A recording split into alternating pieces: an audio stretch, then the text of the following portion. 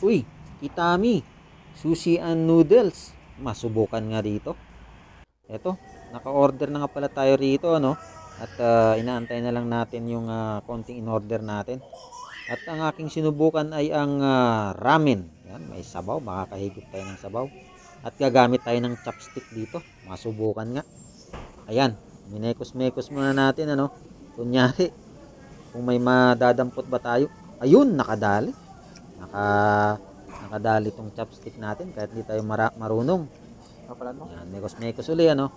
Para hindi halata na tumitsempo tayo na makaipit uli ng mga noodles na ito. Ayan. Yun, oh. Paulit-ulit, di ba? Yun, medyo malaki. Wagas naman pagka mumuya ito eh. Ayan, oh. Sus. Grabe, mukhang nasasarapan ah. Mukhang masarap nga ito. Yun. Kadali ng maliit na hipon. Seafoods pala ang in-order natin dito, ano? At kakonti nga lang seafoods. Ayun, no, nagpasikat pa, oh. Kahit maliit daw ay kayang-kaya niyang chopstick. Yan, halo-halo para hindi halatang di marunong hanggang sa makadampot uli. Ayan, no, paulit-ulit. Yun.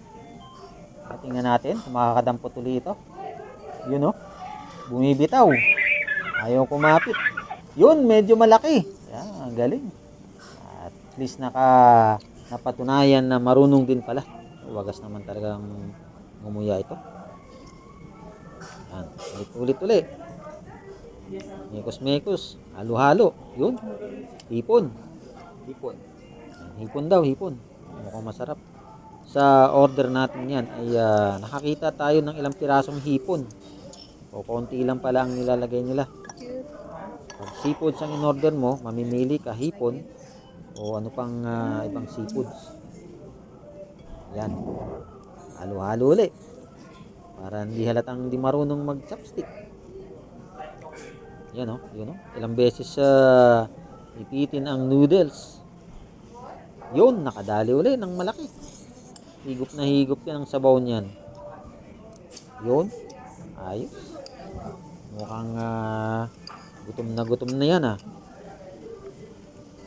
Yun.